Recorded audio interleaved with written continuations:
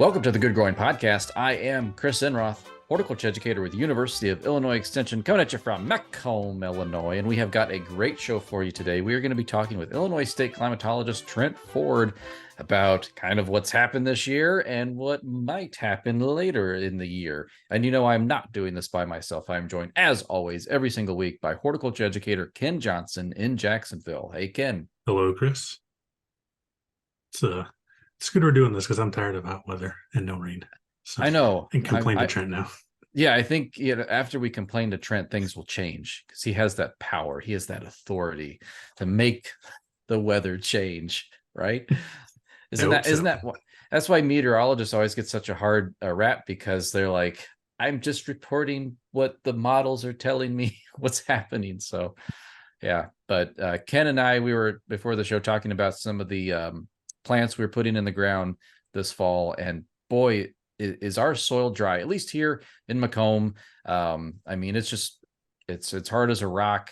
I chip it into a powder and I put plants in, and then I watered them as best I could. But honestly, after this, I'm headed right back outside with the hose in my hand to water some of these shrubs and things that we put in the ground. Because I was expecting a bit rain and we never really got it this last weekend. How about you, Ken? Same way in Jacksonville, nice and dry. We watered areas we were going to plant first so we could dig. And then we've been watering every night. We kind of gave up watering for a little bit because most of the vegetable garden died, but not looking forward to getting back into the watering multiple times a week routine. Oh yeah, no, it's not looking good, and it really for us, I'm looking at some of our trees that have already started to drop lots of leaves. Some of them have even skipped the fall color phase and have just gone right into leaf drop. Our ash has started to do that. I mean, it's just we have a white ash typically turns purple to yellow colored, and it's not even doing that. And I'm got leaf piles already. So it's an early leaf drop tree species in general, but usually I get some color, and I'm not getting any of that this year. So have you seen any early leaf turn in Jacksonville? Yeah, there's some trees here and there starting to turn. I think stuff in our yard. Well, we've got one of the Crimson King maples that's pretty much dead. It's planted too deep and it's got barks falling off. I mean, so, darn. I am very excited. I think those trees are ugly. I think I've said that many times on this show, but yeah, I think that's the reason it's dying. I mean, the drought doesn't help, but it's almost bare now. But we've got other trees in the neighborhood starting to drop stuff already. Yeah. Well, it'll be the season pretty soon. So, well, I mean, we should introduce our special guest for today so that we can lament all together, and Trent can make us feel better. So please welcome Illinois State climatologist Trent Ford. Welcome to the show. Yeah, thanks, guys. Yeah, I'm glad that it's a podcast and not taking calls, because I think that it'd be the same kind of thing where people just call to complain about what happened this year. So exactly. It's a tough one. Yeah. Yes. Yeah. So, I mean, we do have a lot of questions kind of about this year. So I'd say, Ken, could you just kick us off, please? Because we just want to dive right into this right away. All right. We've kind of hinted at this already, but what's up with the weather this last year? So we had almost no snow, at least in this area. Droughts in the spring, some rain in July, and dry again. So what's going on with all this? This year has been weird. You say that about every year, but this year has been particularly strange. So like you mentioned, going back to last winter, we had very little snow all across the state. In Champaign, we had 7 inches total for the whole season, which is actually the lowest on record, and those go back to 1880s consistently. So really weak winter. And yet it got cold enough to zap a lot of the peaches. So we have kind of the worst of both worlds. We don't get the snow, but we get the damage there. And then, yeah, you're right that, I mean, the spring was wet until it wasn't. April and May started the dryness. It really intensified in June across much of the state. And sitting right around July 1st, in my office, thinking to myself, okay, things are looking really bad. We're on the precipice of like a 2012. Because the odd thing about this spring, and again including June in that, was that it was extremely dry, but we didn't have the heat. The flow was predominantly out of the northwest, or just directly out of the north, so it was fairly mild temperatures for most of that spring and early summer. It just wasn't bringing us any rain. The air was extremely dry, so that was at least some benefit, that we didn't get the real extreme heat. But it was still very dry. It was getting extremely dry in some places, and I think it was Quincy that had its second or third driest April through June on record. And again, those records going way back. So, and then yeah, you're right that we caught some really beneficial rain. I mean, it completely saved the corn crop in July. Not everywhere, of course, because you can't say everybody did good this year. But I mean, there were some places that there may not have been a crop without that, and so we caught some really beneficial rain in July, and that was for most people. And then in August, it was spotty. Southern Illinois got inundated. Parts of Central Illinois got some help. Northern Illinois had stayed dry, and I think Freeport had less than an inch of rain for the whole month of August, which is about 3 inches below normal. So and then you're right. And then since then, it's gone back to a drier pattern outside of a few places. And when we expand beyond Illinois, it's been dry for much of the region. In fact, west of us in Missouri and Iowa, it's been even worse than what we have. And we've seen the culmination of that now in the big rivers. And we're talking about saltwater intrusion into the New Orleans municipal water supply and big issues from that. And so, and in places in Western Illinois and Missouri and Iowa, this is tacking on to last year, which wasn't particularly wet. And so we've actually strung together a number of years now where it's been pretty dry. So, it's been an odd year as we transition from La Nina to El Nino, those patterns.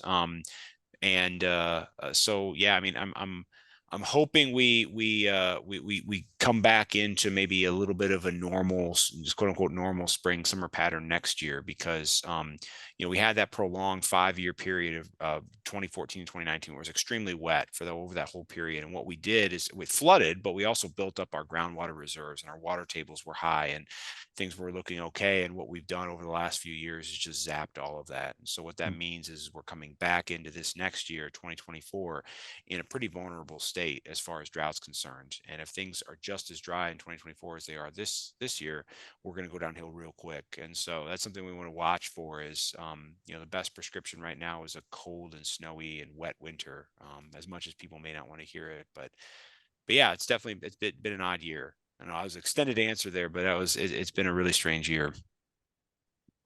Sign me up for the cold, wet, snowy winter. I was gonna say Ken is on board for that. Yeah. No, me too. Especially given last year, it was just so terrible. Got a new sled and everything, and it just didn't see the light of day. And so I think I unfortunately, the outlooks that as they are now aren't necessarily painting that picture. But as we can talk about, maybe there's some reason to perhaps doubt some of the outlooks a little bit. So Trent, I know you do work a lot with farmers, and you mentioned how that July rain really came in and saved the day.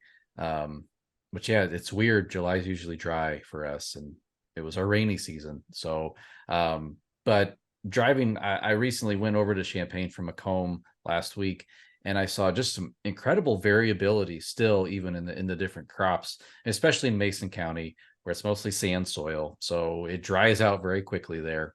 Some of the corn crops, especially on the edges of all that center pivot irrigation, they look pretty rough.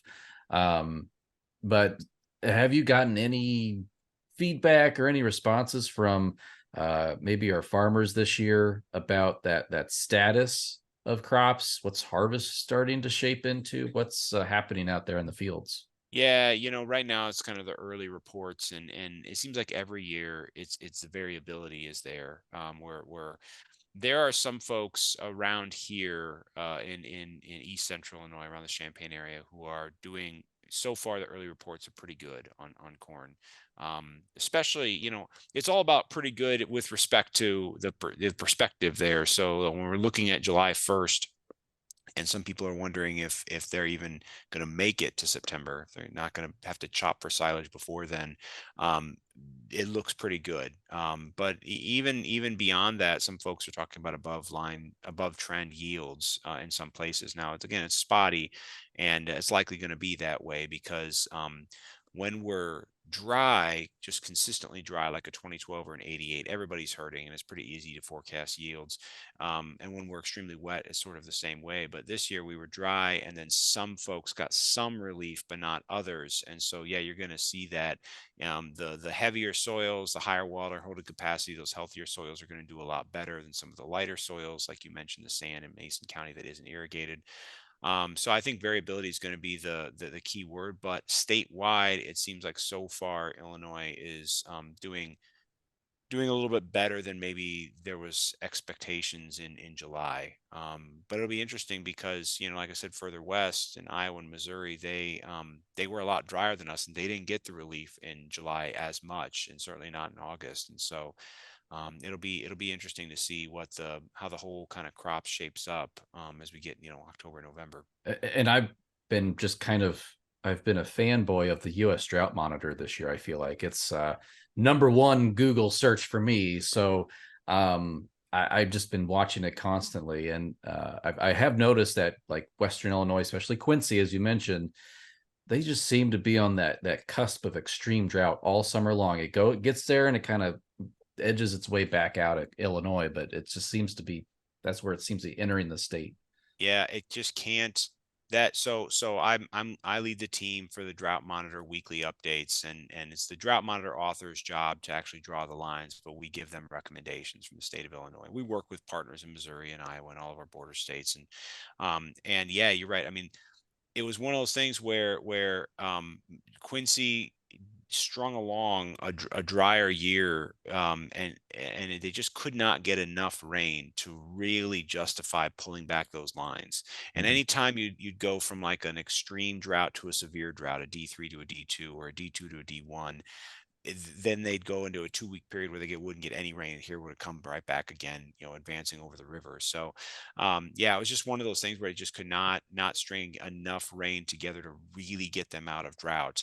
And like I mentioned, that part of the state, Quincy to maybe just west of Jacksonville, not quite far Jacksonville, that area it hasn't just been a dry year. We can really go back to maybe 18 to 24 months now of some pretty significant dryness, just not getting enough rain to keep up with climatology. And so, it's what that means is, again, those groundwater reserves, the water table is down in those places quite a bit, and so it just takes a lot of time and a lot of wet weather to bring it back up. So, in addition to the drought, another thing that's been talked about a lot weather-wise is El Nino being like strong this year. So, I guess for listeners that aren't familiar with El Nino, what is El Nino, and kind of how is that going to influence our weather here in the Midwest potentially? Yeah, this has been a big thing. So we've transitioned. So the last 3 winters we've been in La Nina, triple dip La Nina, which is sort of the other phase of the El Nino Southern Oscillation, and now we've transitioned to an El Nino. And you're right, that's all the talk when it comes to weather. What El Nino is one phase of the El Nino Southern Oscillation, which is just a 2 to 7 year pattern of variability in sea surface temperatures out in the tropical Pacific. And during El Nino year, there's unusually warm sea surface temperatures, moving from off the coast of South America across the tropical Pacific to like around Tahiti. And where that warm water is and how warm that water is can affect where the dominant jet streams in the northern hemisphere flow, and therefore kind of our weather and climate. And the largest impact climatologically from El Nino or La Nina on our weather here in Illinois is in the wintertime. So that's where it really kind of comes into its own.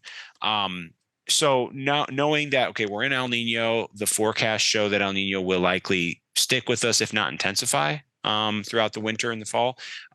What that tends to bring, I say tends, doing a lot of work there, but what it tends to bring is a warmer and drier overall winter across the state of Illinois. Now, what that means, that tendency is you take all of the El Ninos that have happened over the last 50 or 70 years or so, and you average them together. And that average is a 3-month average temperature and a 3-month total rainfall or precipitation total. And so what that means is that the tendency is that kind of warmer, drier than normal conditions. However, El Nino is just one important, but it's just one thing that's affecting our climate this fall or this winter. And so the variability from year to year, the variability across El Nino years is really important to acknowledge because, the opposite phase, the La Nina phase, tends to bring us cooler and sometimes wetter than normal conditions, especially across southern Illinois. And we saw from last year, we didn't have that in the wintertime. It was a very warm winter and it wasn't excessively wet, and certainly we didn't get that much snow.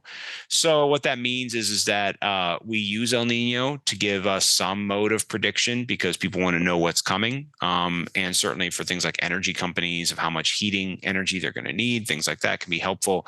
But with that being said, the tendency of warmer and drier doesn't necessarily hold true for this year.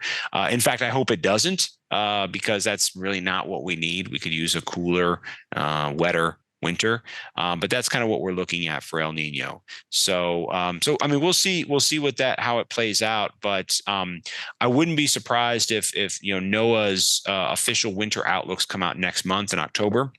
And I would not be surprised if it shows that warmer and perhaps drier pattern over much of Illinois because they're really leaning into El Nino because it's just one mode that they can kind of hang on to and say, okay, this gives us some indication of what we could see. So that's what I mentioned. Like, you see that the red map or the brown map showing warmer or drier. It doesn't necessarily mean that we're locked into that. We read into that this is a tendency, but there's a lot of variability on top of it. So we kind of have to see how winter shapes out. Which I know is not a really satisfying answer, but unfortunately, that's the world of climate prediction when we're looking 2 or 3 months ahead of time. It depends. It's our favorite. It depends is a great, yeah. It depends, yeah. Isn't that one answer? Yeah, yeah. Well, it depends. Like, what tree should I plant here? Well, that depends, And yeah, it's the same thing here. It depends on lots and lots of things. So yeah, it'll definitely be interesting. One thing I know though, one thing I like to kind of key in on is what is already existing. What's already existing is some very dry soils across the Midwest. So what that means is that if we don't want to go into the spring in a bit of a water deficit, then we need some good rain and before soils freeze, and we need a good snowpack that lasts a decent long time and also melts rather gradually, so we don't see the same kind of flooding issues we saw in last spring. A few things that you said, like you had mentioned, we had a kind of a more prolonged drought, not just this year, but the year prior. And I remember you've been on the show a few times before, and you did teach me my favorite term ever, thermal inertia. But how we've talked about, we've been seeing on average a typically more drier fall. But last year was very dry, and our trees, our perennials, they went into winter in kind of a water deficit. It was dry. And then it was just rehashing what we've already said, not much snow, warmer than normal. And then spring was dry. So the annual field crops, that's one thing. The perennial trees, it's if we don't get much moisture here, it's going to be another going into winter, another winter in a deficit, I would say. So it's very interesting. Yeah. Mm-hmm. No, it's hard. It's hard. And the thing is that trying to study, I mean, we have a project right now trying to study the impact of drought on trees in urban environments. So you take all of that complexity and then add the complexity of being in an urban environment. It's incredibly complicated, but you're right. I mean, when you have, you had drought impacts in the corn, maybe your top end yield was taken off. Okay. Next year, plant and hope that you'll get rain next year, right? Not too big a deal, but the drought effect on trees or on other perennials is cumulative, like you mentioned. And so, one thing that we may not see, what I noticed around the neighborhood that I live in is that, of course, everybody and their dog has a maple, at least one. Some have three that they plant, and the young ones, a lot of them lost leaves, and early, like July, you can see just defoliation. Those that maybe that tree will come back next year and leaf out, but you're right that if we go another dry winter, or go into fall with these big deficits, we don't get enough of that soil moisture, and we go again, hopefully not, but go again dry in the spring and summer. You may see this kind of delayed reaction, where the level of mortality is higher than what we maybe expect given the level of drought. So it is really complex, but that is to say that the plants, the perennials that can accumulate over years these deficits, given our current pattern, could be a bit more vulnerable to drought than what we'd expect coming into next year. So I mean, you all are the experts on this, but maybe that means we need to watch those trees and those perennials a bit closer come spring to make sure we're not seeing signs of that. And Trent, you had also mentioned NOAA is going to have their predictions coming out in October. I think in a previous message we had been talking, and you said CPC, which is the Climate Prediction Center. Is that? Yeah. Yep. Or is that the same thing, or do they have their own separate report? Yeah, so it's a bit different. So the Climate Prediction Center is part of NOAA. They're part of the National Weather Service. But it's kind of funny. So they're the official source of climate prediction for the federal government, and they issue at the end of each month, and then the kind of the middle of each month, they'll issue outlooks that go from week 2, so just 2 weeks out, all the way to 6 or 9 months out. The 6 or 9 month outlooks you don't even look at, right? Because it's not very skillful. But they will issue a 3-month, kind of a 2 or 3 month outlook. And so right now what we have is the latest outlook for December, January, February, which is what we consider as climatological winter. Now, the reason that we haven't heard a lot about it in the media is because they don't advertise it yet as the official winter prediction or winter forecast, because we're still a full 2 months out before we even get into winter. So what they'll do in October is they'll issue that kind of outlook, and it'll be from the Climate Prediction Center, but NOAA will package it as, here's the official winter. And it's just kind of to get media, not only to get media attention, but to say, here's what we're looking at for winter. But we can look at right now the December, January, February outlook from the Climate Prediction Center that was released last week. And what it shows is kind of what I mentioned. It's very El Nino-y. It's warm across the northern U.S. And dry across the Great Lakes and the Ohio Valley for December, January, and February. And that is, I mean, it's quintessential El Nino. And the reason it is because right now El Nino is one of the few things that the Climate Prediction Center experts can pull from to say, we have some skill in this. We don't necessarily know what the Arctic is going to be doing. We don't know what other, what the Atlantic looks like, or how much snow is going to be across Eurasia or Siberia, which is, by the way, a really important determinant for our winter weather here, is how much snow, or if there's any snow across Siberia. So all of those things play in, but we can't forecast that real well. So we have to hang on to El Nino. So that's why right now, when we look at that outlook, it's looking very El Nino-ish, which means warm and dry for us. And unless something changes dramatically, which it could, but unless it does, October, the official winter outlooks will probably look that way too. Yeah, and so you're talking about polar weather conditions, polar vortexes, Atlantic, which could be hurricanes, nor'easters, and then, of course, I didn't even think about the landmass of Siberia and how that influences our weather. It plays a huge role in how, because snow will cool that overlying atmosphere so effectively. Even snow in the northern Great Plains can affect how deep that jet stream will dig for a low pressure system, how high it'll ride for a ridge. I mean, it's really important. And so sort of like the dry soil effect that we have during the summertime here, where once that soil dries out, boy, we can heat up real fast. And so it really does play an important role. Never would have thought of that. So I learned something new today. So sticking kind of that climate theme here, is there any question about the Earth's climate, past, present, or future, that keeps you up at night? Oh, questions about oh gosh. Yeah. I mean, the future is definitely, I don't know if it keeps me up at night. I'm one of those people who could probably sleep through anything just because I need that, but it does bother me a little bit to some of these things that we talk about with climate change and future changes in the exposure or perhaps the risk of some of these hazards or changes in the environment that could make things more complicated for our health or environmental health. Non-native or invasive species in incursion, increased frequency of extreme heat, flooding issues outside of mapped floodplains, flooding issues related to things like just overwhelmed stormwater drainage systems and things like that. All the impacts that kind of add up from that, and our society's ability or maybe inability to deal with those things in a proper way is concerning. There's hope. There's a lot of hope. There's a lot of good work being done. But that's one of the things. And I think the biggest thing that keeps me up is extreme heat. That's one of those things that the projections are pretty solid. The trends are consistent. We know that we're going to get more heat waves, more extreme heat in Illinois across all the U.S., but in Illinois is where my focus is. And right now, we're just not equipped to deal with that.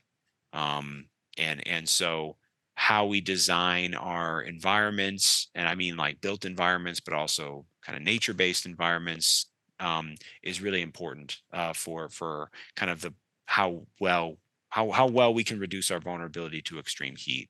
And so that's one of those things that it's sort of an if, not a when we get these kind of big heat wave events. And or sorry, so it's a when, not an if. Just trying to kind of keep on it with communication of this is something that is happening, and we need to really get ahead of it to make sure that we're not looking at one of these types of big heat wave events where we're seeing mass mortality and things like that, because heat deaths are entirely preventable. So it's not a freak accident, right? We know these things are happening. We know how to prevent deaths. It's just a matter of putting those things in place. So I think that's probably the number one thing when it comes to the climate that has me a bit concerned. But again, there's a lot of hope. And the solutions are in front of us. Just a matter of putting them in place. I don't know if that answers your question or not. I think so. I think it was pick your poison. Yeah, exactly. Another thing, real quick, one other thing that sort of bothers me is, and this is maybe less concerning for society overall, but maybe a Trent thing, is an increased frequency of winters like what we had last year. That was really depressing, to be honest with you. Growing up in Central Illinois, I'm used to snow, certainly not like Duluth snow, but snow nonetheless, and I guess one thing we don't talk about a lot is the cultural importance of certain things, of certain parts of the weather and climate. And snow in the wintertime is, I think, really culturally important for a lot of people in the Midwest. Maybe some people would just rather not have it at all. That's fine. But for me, and so looking at projections of more winters like that with milder temperatures and very little snowfall, there's a mental aspect to it, an emotional aspect to it that and again, it doesn't keep me up at night, but it was multiple times last winter. I thought to myself, is this how most years in the next 50 years are going to be like? And if so, that's unfortunate. You remember when I first moved to Florida, that first Christmas down there, and it was 70 degrees. It was like, this sucks. It does. It should be cold and snowy. Yeah, I felt the same way. The first fall that I was in Central Texas, it was like the leaves were still green, and like you said, it was like 80 degrees. What in the world? This doesn't even.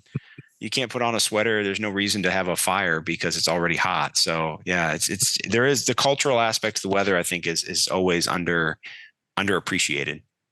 Yes, my wife always wants to go to the beach for the holidays. I'm like, it just doesn't fit in my life. Yeah, it has to be cold.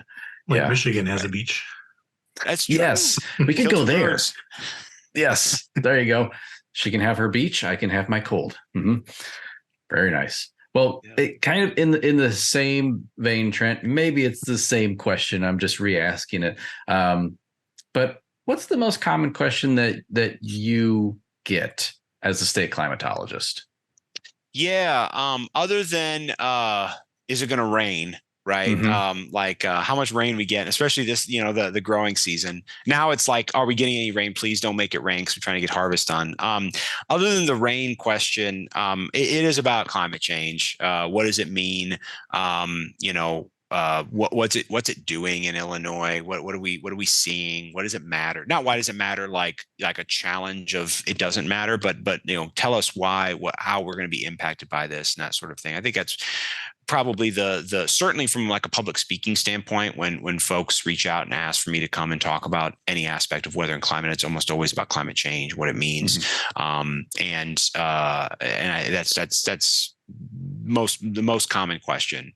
And so what's fun about that, what's not fun about that is it's usually bad news. What's fun about it though is that I get to become a little mini expert in like, what's the impact of climate change on wastewater infrastructure today, and then tomorrow we're going to do what's the impact of climate change on peach growers, and what's the impact of climate change on I don't know, transportation logistics or and so to do that, I can't just give the same presentation all the time.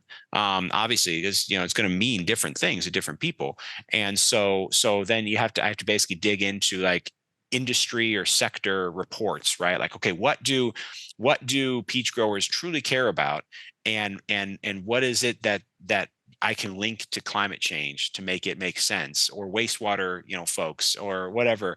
And that's fun. It can be frustrating sometimes, and sometimes I miss really badly. I mean, sometimes it's like they don't care about that at all, but a lot of times it's enjoyable because there's so many, you get a good perspective of how encompassing the climate is, and the change in climate is, and how many people it affects. So that's like I said, I don't, enjoyable is a weird way to put it, but it's an exciting part of the job, I guess. Yeah, I agree. Like with Ken has taught me that insects affect everybody in so many different ways. So thanks, Ken, for that. Your insect knowledge. So I used to not care about bugs before I worked with Ken. Now I actually take pictures of them and I pay attention to them. And of course, climate influences all that too. And so it's all interconnected, and they all play with each other. And so it's fun to see those strings come together. Yeah. You're right. Bugs connect everything, don't they? I mean, They do. Talk about frightening. A collapse of the insect, ecosystem is frightening. When it doesn't seem like it's that bad, right? Like, oh, I just don't want mosquitoes around, right? And it's like, well, if you don't want that, then this animal goes away, and then everybody's getting diseases X, Y, and Z, and and so it's fascinating. Was it in someone insect related? Was it in China? They removed all the sparrows because they were trying back in the 40s and stuff, maybe earlier. Removed all the sparrows because stopped eating crops and stuff, and then the insect population exploded, and they had famines because there was nothing eating the mosquitoes where the sparrows used to. So everything is connected. Yeah. See, that's beautiful. Yeah. So before we end on that lovely note, Trent, I did want to ask you, there are a few citizen science programs out there, community science programs out there. One that I'm familiar with is Coco Roz, but I think you have a few others that you also work with. So any ways that people can get involved in collecting data for climate science? Yeah, absolutely. So I want to just hit up Coco Ross again. Coco Ross is a citizen science, just precipitation monitoring. You put up a rain gauge. The rain gauge is $35. It's a guarantee it's more accurate than whatever you get at the farm show, the free one. You measure it daily. And you put it into either your phone, the app on their phone, or online, and it comes up to a public website, and so people can see how much rain fell at your place, but how much rainfall all over. And what it does is augments the measurements from the National Weather Service, because we can't put stations everywhere, but people live everywhere. So, and it makes a huge difference. Just last week, about a week ago, there was a big kind of a training thunderstorm, means where storms just coming over kind of the south end of the Chicagoland area, and areas around Calumet City were estimated to get in some cases over 9 inches of rain in a very short period of time, but we didn't have any National Weather Service stations there. We don't have any CocoRoss stations there. And so unfortunately, we couldn't verify that much rain fell. And that affects our forecast accuracy, our flood forecast accuracy, our disaster recovery and funding for that. So, CocoRoss means a huge thing. So definitely, if you're already measuring rainfall, or you're interested in weather, or you're gardening, you need to be measuring rain. And CocoRoss is a really great way to do that. So COCORAHS.org. That's a great program. The other program I wanted to mention is the CMOR. CMOR is the Condition Monitoring Observer Report System from the National National Drought Mitigation Center. It is a way that folks can report drought impacts around where they live, and it goes directly to the National Drought Mitigation Center. So when I'm putting in my recommendations for the Drought Monitor, I can pull in those reports, because I'm looking at maps of rainfall and soil moisture estimates and things like that, but I don't truly know if that soil moisture estimate means that it's extremely dry, or means that trees are dying around your area. And obviously, Illinois is a big state, and I try to get around as much as possible, but it's hard to know what's going on in Quincy when I'm in Champaign, for example. So CMOR is a great way to link up the maps that I'm looking at with the impact reports to say, hey, if we're missing something, this is a really good way to do that. And I use it every week.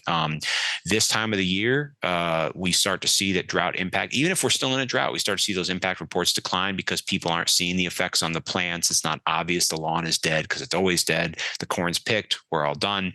But winter is a really important time. So if you know how high your stock pond should be and it's really low, or how high the local creek should be and it's really low, those are really important things. If you're seeing more cardinal activity or red-headed woodpecker activity because around your heated bird baths, because there's not a whole lot of water around, that's an important impact to note as well. So the website people can go to is go.illinois.edu/CMOR, CMOR, and to just put in, you don't have to sign up for anything, just put in your impact report and where you are, and it goes directly to the National Drought Mitigation Center. So those are two really great citizen science initiatives that it's not just something like, oh, hey, we're doing science, yay, but it's actually directly improving our weather monitoring and forecasting.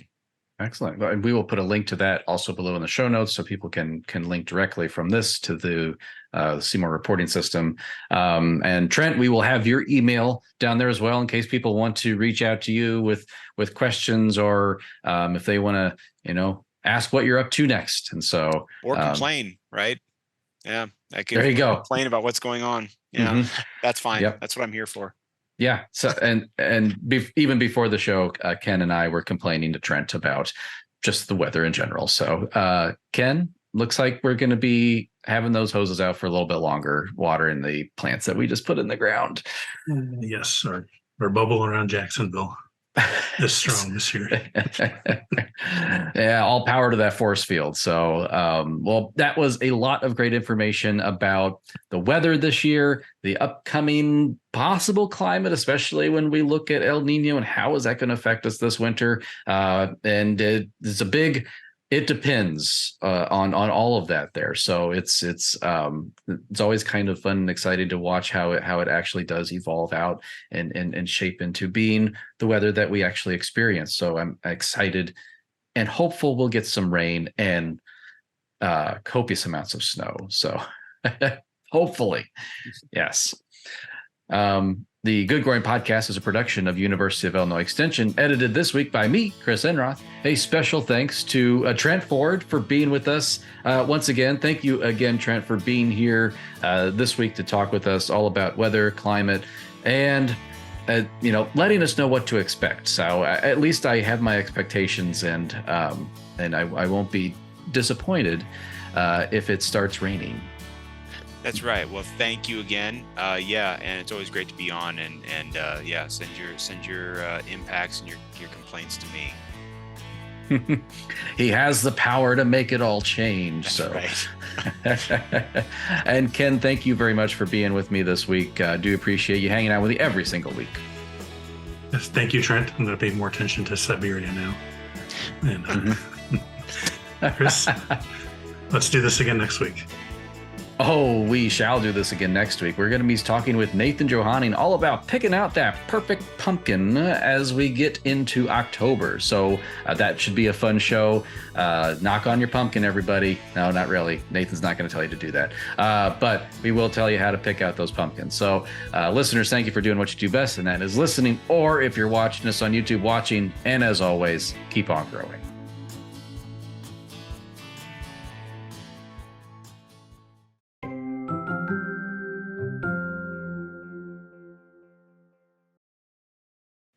Does he tell us to knock on the pumpkin? He doesn't say that, does he? That's watermelon. Okay. How do you? Yeah, I did that. I always thought it was cantaloupe. Yeah. Yeah. That's melons. That's something else.